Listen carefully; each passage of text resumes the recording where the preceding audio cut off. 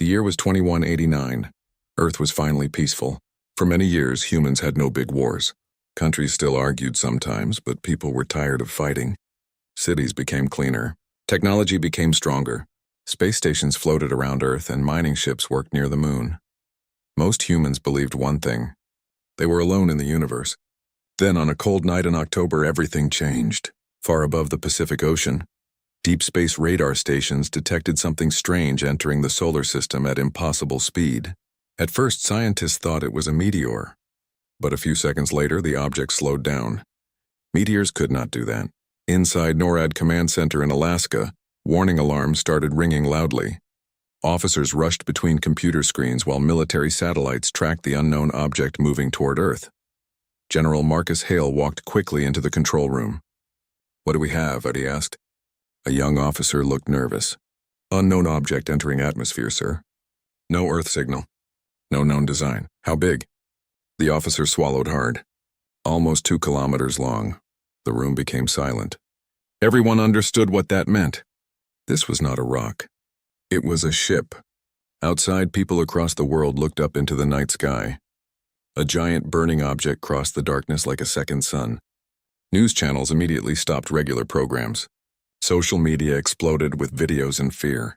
Some people screamed that aliens were invading. Others believed it was fake. But the truth was far worse. The massive ship was falling directly toward Earth. The object shook violently as fire covered its black metal body. Pieces broke apart and crashed into the ocean below. It looked badly damaged, almost destroyed. Then suddenly the ship changed direction slightly. It was trying to avoid cities. General Hale noticed it immediately. "Why would an enemy ship avoid civilians?" he whispered. A few minutes later, the giant vessel crashed into the freezing waters near Alaska with a thunder-like explosion. Waves rose hundreds of feet high. Fishing boats flipped over. The sky glowed orange from burning wreckage. Within minutes, fighter jets and Navy ships surrounded the crash site. The president ordered full emergency lockdown. Nobody knew if this was first contact or the beginning of a war. By morning, special military teams landed on the damaged alien ship. The inside was dark and silent.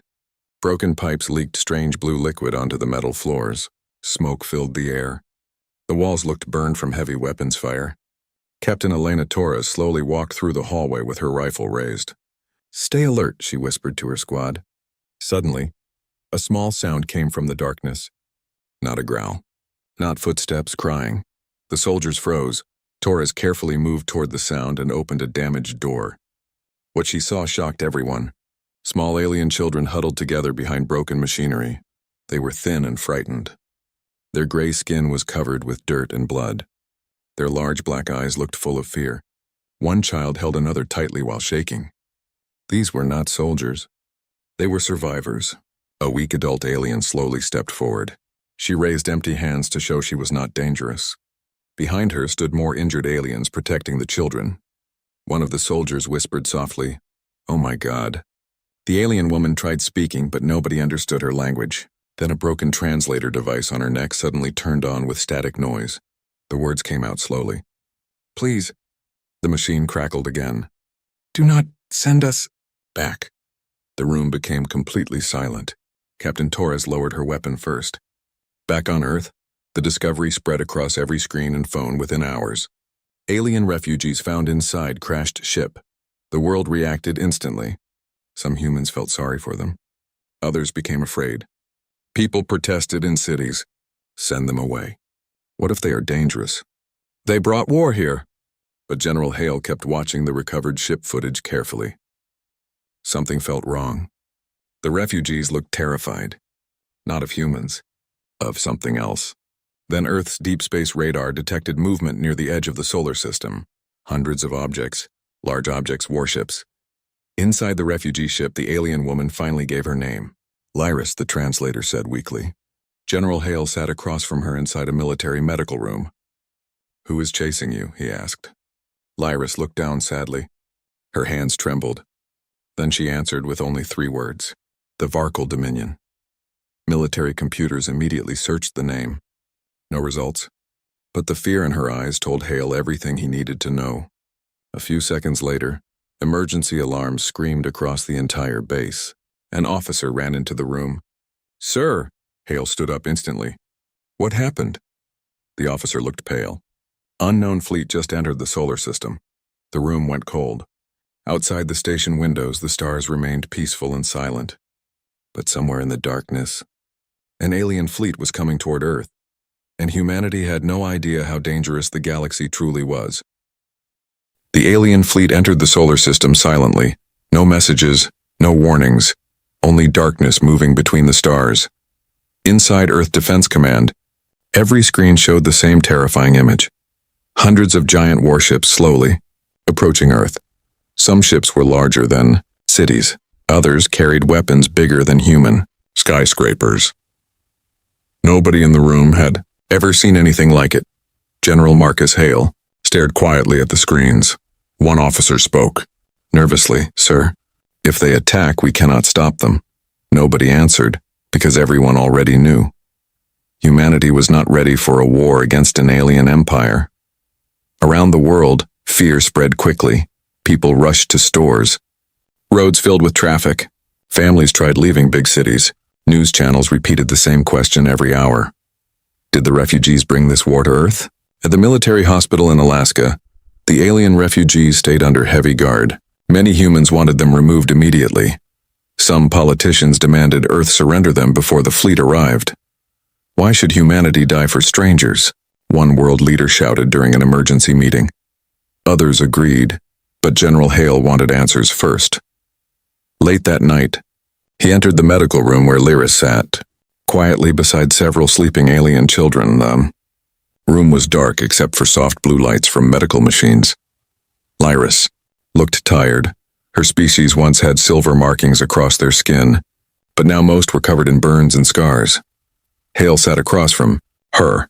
"You need to tell me everything," he said. Calmly, Lyris stayed silent for a moment, then she finally spoke. "The Varkul Dominion conquers worlds," the translator said. Slowly, "What happens to the people?" Hale asked. Lyris looked toward the sleeping children. "If useful, they become slaves, and if not," her eyes filled with sadness, "they disappear." Hale felt cold inside. Lyris explained how the Dominion destroyed peaceful civilizations one after another. Entire planets vanished after refusing to obey. The refugees had escaped during the destruction of their homeworld. Millions died, only a few thousand survived.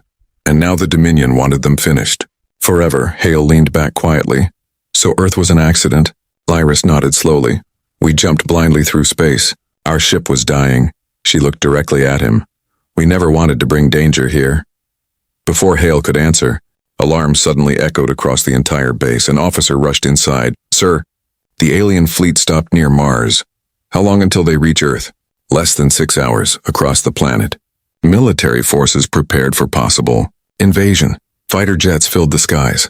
Warships moved across oceans. Missile systems activated for the first time in decades. Then, something unexpected happened. One of the giant alien ships sent a transmission directly to Earth. Every screen around the world turned black. A tall armored alien appeared. His skin looked dark gray like stone. His yellow eyes glowed coldly. The translator converted his voice into human language. "I am Commander Threx of the Varkul Dominion." People across Earth watched in complete silence.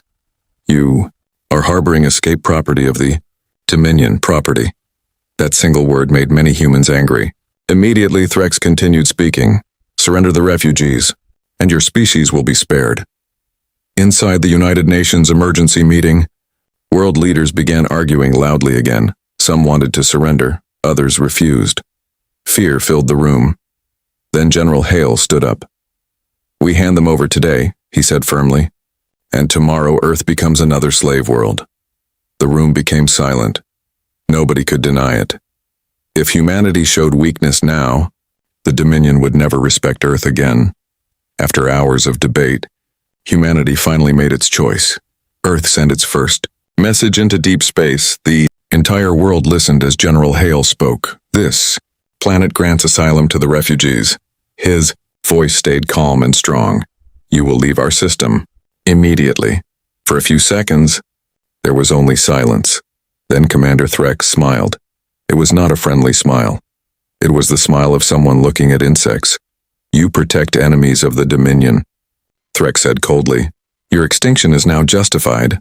The transmission ended. 1 minute later, the war began. Without warning, giant beams of red light struck the moon. Massive explosions lit up space. Human satellites disappeared instantly. Military stations exploded into fire. People across Earth watched the night sky burn. Inside command centers, alarms screamed nonstop. Enemy weapons detected. Orbital defenses destroyed. Unknown ships entering attack positions. Human fleets launched immediately. Earth's first space battle had begun. Fighter pilots rushed toward the enemy even though most knew they would not return. Missiles crossed the darkness between planets. Explosions flashed like tiny suns. But something surprised the Varkul. Commander's humans did not run, even after losing ships. Even after seeing impossible alien weapons, humans kept fighting. Civilian cargo ships rammed enemy destroyers. Mining stations fired hidden railguns. Old moon defenses came back, online after decades of silence. Commander Threx watched the battle carefully. His officers looked confused. These primitives should fear us, one said. But Threx kept staring at the human. Ships charging directly into danger. No, he said, quietly. These creatures are different. Far below on Earth, millions of humans watched the battle from the ground. Many were terrified, but others felt something else growing inside. Themet anger, because Earth was no longer fighting only for survival. Now humanity was protecting someone weaker than itself, and humans had always been dangerous when protecting others. The war above Earth continued for 3 days. The skies never became dark anymore. Burning ships and falling debris lit the atmosphere every night. Across the world, people watched pieces of destroyed spacecraft crash into oceans and deserts. Humanity was fighting the most powerful empire in the galaxy, and somehow still surviving. But inside the underground military base in Alaska, another discovery was about to change everything. Deep beneath the base, scientists continued studying the refugee ship. The alien vessel was heavily damaged, but parts of its systems still worked. Strange symbols moved across broken screens. While engineers tried understanding the technology, Dr. Elias Warren stood beside the ship's main reactor room with several military guards. This section was sealed intentionally. He said quietly, "Can you open it?" A soldier asked. Warren nodded slowly. A few seconds later, giant metal doors hissed open. Cold air escaped from the dark chamber. Inside, the room was small and completely untouched. In the center stood a glowing silver object, floating above the floor. It looked almost alive. Soft blue light moved across its smooth surface like flowing water. The scientists stared in silence. "What is that thing?" one whispered. Before anyone touched it, warning alarms suddenly activated inside the refugee ship. At the same time, armed alien refugees rushed into the room in panic. Lyris pushed through the crowd. "No," she shouted. The translator struggled to keep up with her voice. "You cannot activate the core." General Hale entered moments later with security teams. "What is going on?" he demanded. Lyris looked terrified. She pointed toward the floating object. "That must never fall into Dominion hands." Hale narrowed his eyes. "What is it?" For several seconds, Lyris said nothing. Then she finally answered. "It contains the hidden worlds."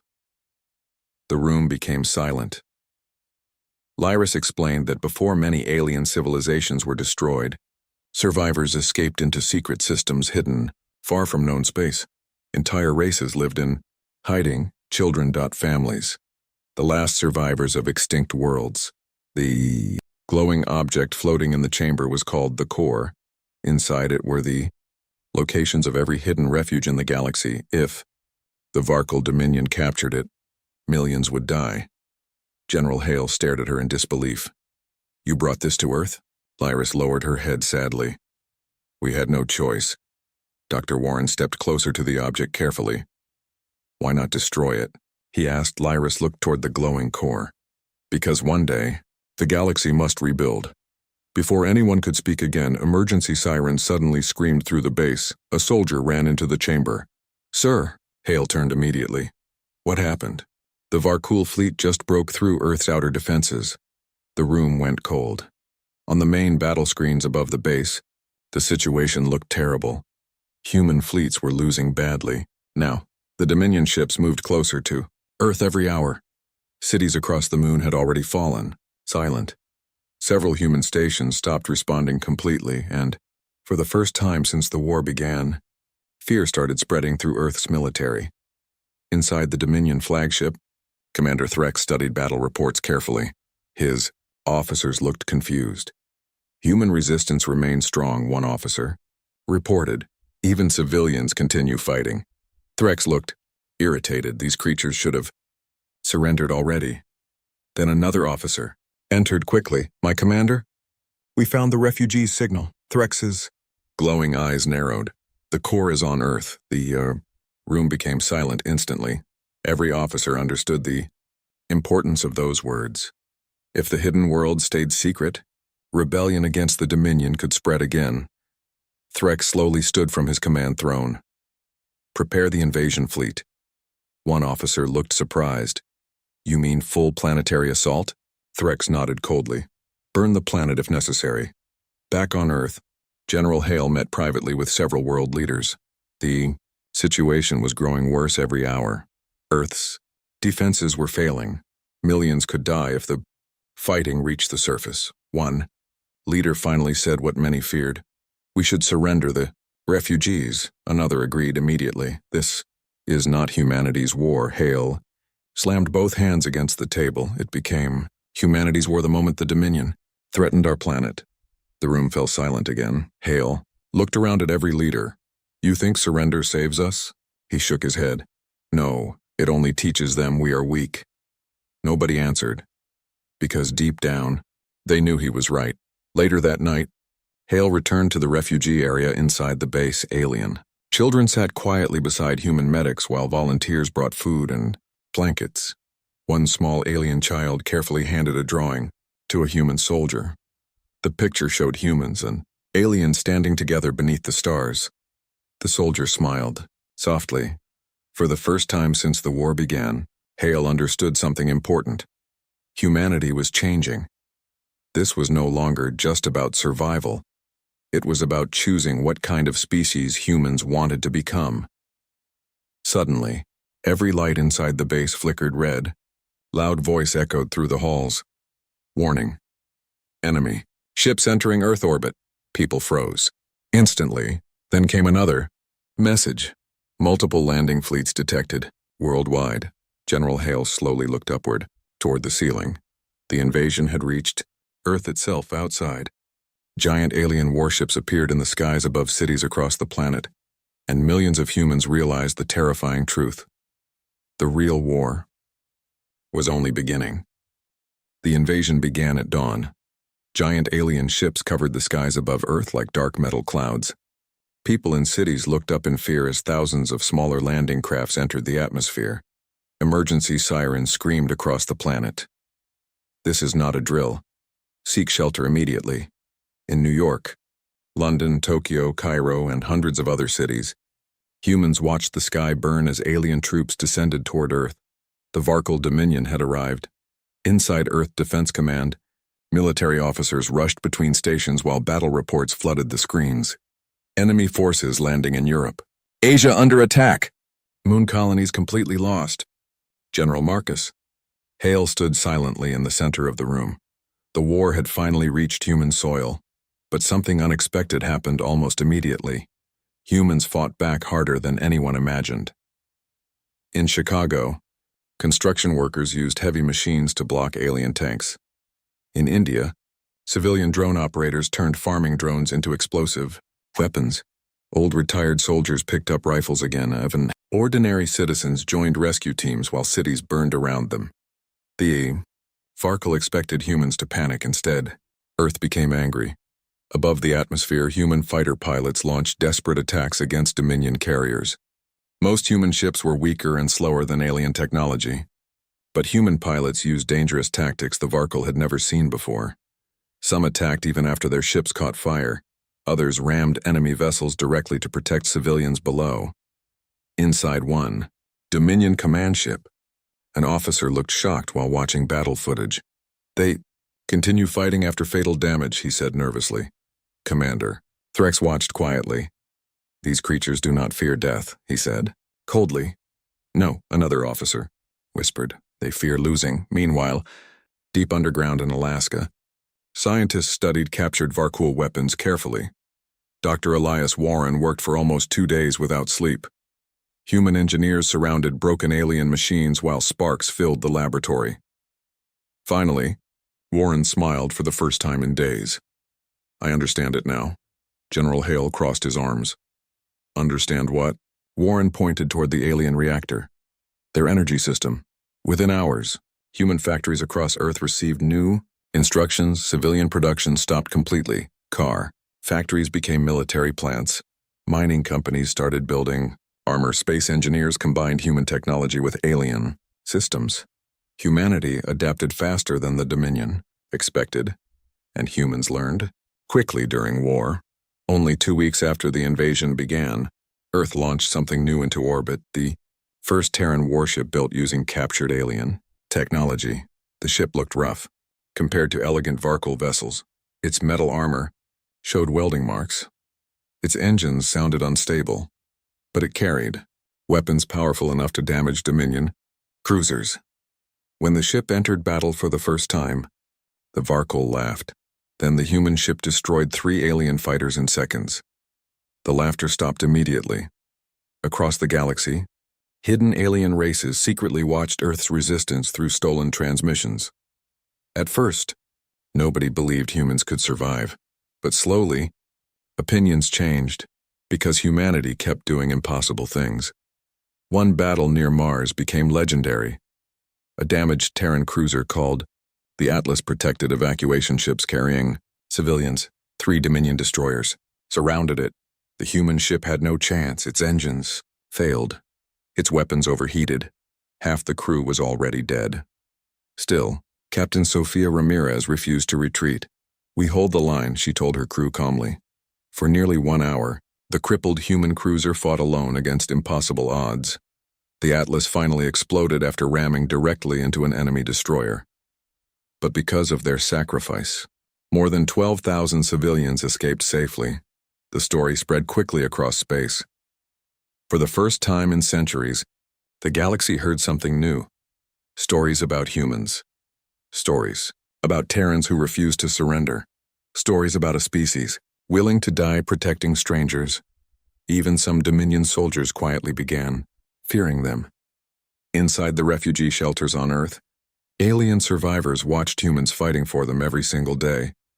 Lyra stood silently beside a hospital window while Terran dropships crossed the burning sky outside. A young alien child looked up at her. "Why are humans helping us?" the child asked softly. Lyris did not answer immediately, because she still did not fully understand it herself. Later that night, General Hale visited one of Earth's largest military factories. Thousands of workers continued building ships despite exhaustion. Many had lost family members during the invasion. Still, nobody stopped working. One old worker looked at Hale and smiled tiredly. "They think humans break easy," the man said. He shook his head slowly. "They picked the wrong planet." At the same moment, far beyond Earth, new ships began entering the solar system. But this time, they were not Dominion vessels. Hidden civilizations across the galaxy had made their choice.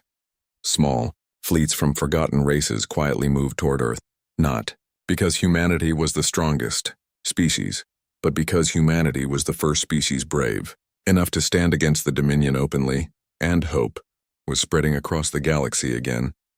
Inside his flagship, Commander Threx received the latest reports with growing anger, human resistance increasing.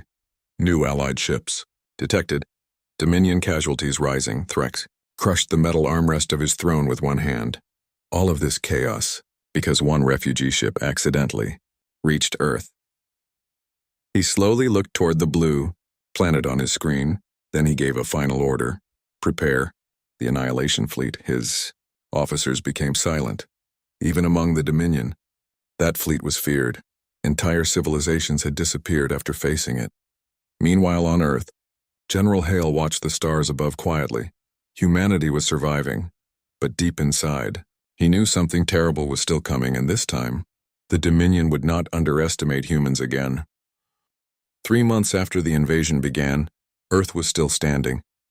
Nobody in the galaxy could believe it. The Varkal Dominion had destroyed entire civilizations in less than a week before. Powerful alien empires had surrendered without fighting this long. But humans were different. The more pressure they faced, the harder they fought. Earth itself had changed completely. Cities became fortresses. Schools became hospitals. Factories worked day and night building ships, weapons, and armor. Even children helped by carrying supplies and caring for refugees. Humanity was tired. Humanity was wounded. But humanity refused to kneel. Then the Dominion's annihilation fleet finally arrived. Thousands of warships appeared near Jupiter first. The fleet was so massive that it blocked the light of nearby stars. Even experienced human soldiers felt fear looking at it. Inside Earth Defense Command, silence filled the room as officers studied the enemy formation. One young officer whispered quietly, "How do we stop that?" Nobody answered, because nobody knew. General Marcus Hale stood in front of the giant tactical screen. His face looked older now. Weeks without sleep and endless battles had changed him, but his voice remained calm. "All fleets prepare defensive positions," he ordered. Every ship, every station, every gun. Around Earth, Terran forces moved into place. Human warships formed lines around the planet. Mining stations became defense platforms. Even damaged civilian ships joined the battle. Far above Earth, alien refugee fleets also arrived beside humanity for the first time. Small ships from hidden civilizations gathered quietly near Terran forces. One by one, they joined the defense line. Not because they believed they could win, but because humanity had given them courage. Inside the Dominion flagship, Commander Threx looked at the combined fleets with disgust. "Pathetic," he said coldly. "They gather like frightened animals." An officer bowed slightly. "Should we begin orbital bombardment?" Threx nodded. "Erase Earth." A second later, the stars exploded with fire. The largest battle in human history began. Dominion warships fired massive beams toward Earth's defenses. Human cannons answered immediately. Missiles crossed space from every direction. Explosions covered the darkness. Entire ships vanished in seconds. Terran pilots flew directly into enemy formations despite impossible odds. Some never even returned after the first attack, but the human fleet kept advancing. General Hale watched the battle carefully. Then Dr. Elias Warren rushed into command. "We found something," he said breathlessly. Hale turned immediately. "What is it?" Warren activated a hologram of the Dominion flagship. "The Annihilation fleet depends on one central command reactor." Hale narrowed his eyes. "If that reactor falls, their fleet coordination collapses." For the first time in days, hope appeared inside the room, but only for a moment, because the Dominion flagship sat deep behind thousands of warships. Reaching it was nearly impossible. One officer spoke quietly. No ship could survive long enough. The room became silent. Then Hale made his decision. "Yes," he said slowly. "One ship can." A few hours later, aboard the Terran battleship Valiant, soldiers prepared for what everyone understood was likely a suicide mission. Captain Sofia Ramirez's younger brother, Daniel Ramirez, stood inside the launch bay checking weapons beside his crew. General Hale entered the ship personally. The crew became silent immediately. Hale looked at them carefully. "The flagship must fall," he said. "If it survives, Earth dies." Nobody stepped back. Nobody argued. Daniel finally smiled slightly. "Then we hit them hard enough to remember humans forever." Hours later, the Valiant launched toward the center of the Dominion fleet. The battle around them looked like the end of the universe itself. Burning ships drifted through space. Fighters exploded everywhere. Emergency signals flooded communication channels nonstop. Again and again, Dominion ships attacked the Valiant. Again and again, the Terran ship kept moving forward. Its armor shattered. Its engines caught fire. Half the weapons stopped working. Still, the ship continued advancing directly toward the enemy flagship. Inside the Dominion command bridge, officers began looking nervous. "They are still approaching," one warned. Commander Threx stared at the damaged human ship in disbelief. "Why?" he whispered. "Why do they keep fighting?" No one answered. Because the Dominion never understood humanity's greatest strength. Humans could endure unbelievable pain. when protecting others. The Valiant finally broke through the last defensive line. Alarms screamed inside the Terran ship. Reactor failure warnings flashed everywhere. Daniel Ramirez looked at his crew. Some were injured. Some were terrified.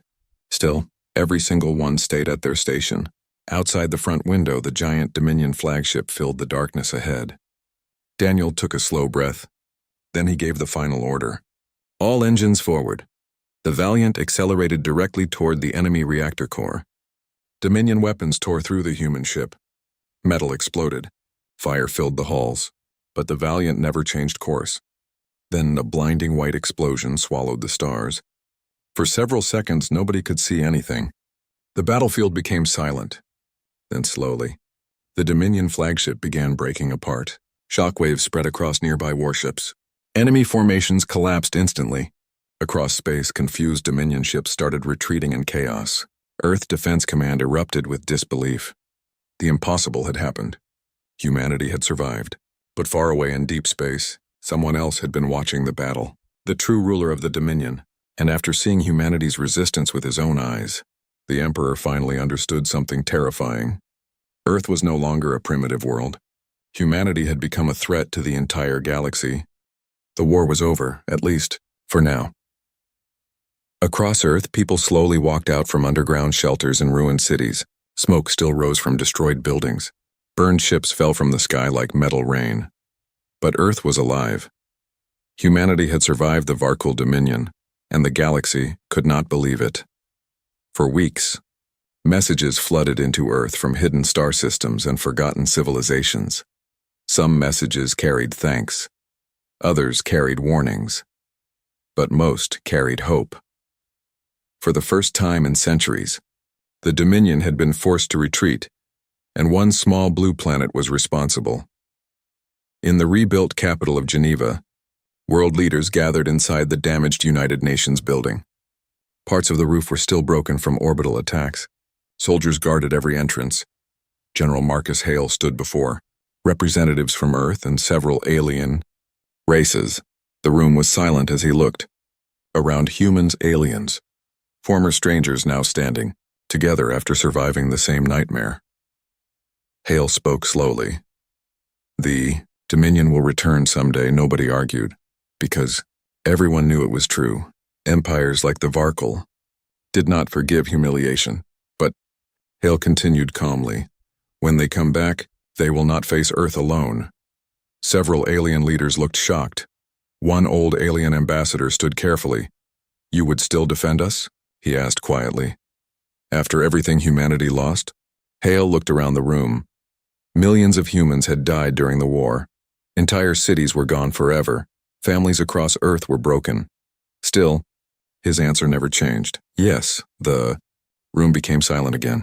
Because many alien civilizations could not understand humanity. Humans were not the strongest species, not the smartest, not the oldest, but humans had something rare. They protected others even when it hurt them. Far above Earth, massive construction stations already filled orbit. New Terran warships slowly took shape among the stars humanity was rebuilding. Faster than anyone expected. Dr. Elias Warren stood inside one of the orbital stations beside the glowing core. The ancient object floated silently, inside a protected chamber. Its blue light reflected across the room. Lyris entered quietly behind him for the first time since arriving on Earth. She no longer looked afraid all the time. Children from her species now played openly in human cities below. They were safe. Warren looked at her and smiled, slightly. Hard to believe all this started with one damaged ship. Lyris looked toward Earth. Through the station window, no, she said softly. It started because humans chose kindness. Meanwhile, deep inside Dominion territory, fear spread quietly through military command centers. Commander Threx stood before the Emperor himself. The ruler of the Dominion sat on a giant black throne surrounded by darkness. His glowing red eyes stared coldly at the battle. Recordings from Earth, human ships sacrificing themselves, Terran soldiers refusing surrender. Entire civilian fleets charging into war. The Emperor watched everything silently.